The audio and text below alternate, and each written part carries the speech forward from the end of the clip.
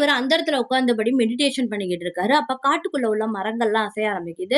அந்த காட்டுக்குள்ளேருந்து ஒரு ஜீப் வருது. அந்த ஜீப் வந்ததும் இந்த நெருப்பு நல்லா எரிய ஆரம்பிச்சுடுது.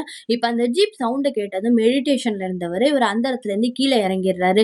கீழ இறங்கி பார்க்கும்போது, அந்த ஜீப்புக்குள்ளேருந்து ஒருத்தன் ஒரு மூட்டைய தூக்கி போட்டுட்டு கீழ இறங்கி வரான். கீழ இறங்கி வரவன் இவரு கிட்ட தான் அந்த மூட்டைய புடிச்சு இழுத்துட்டு வந்துகிட்டு இருக்கான். அப்படி இந்த மூட்டைய இழுத்துட்டு வந்து இவரு முன்னாடி தூக்கி வீசுறான். முன்னாடி தூக்கி வீசினது இவரு அந்த மூட்டைய தான் பார்த்துக்கிட்டு இருக்காரு.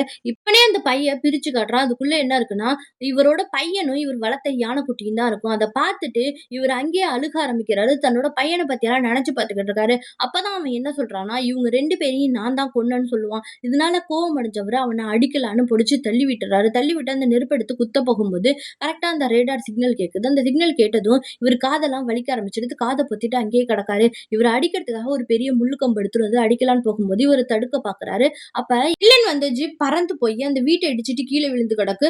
அப்பதான் அங்க ஒருத்தன் வரான். அவன் வந்து கைய அசைச்சதுமே, இந்த வில்லன் இருக்கானா பறந்து போய் அந்த வீட்ட இடிச்சுக்கிட்டு வீட்டுக்குள்ள போய் விழுந்துடுறான்.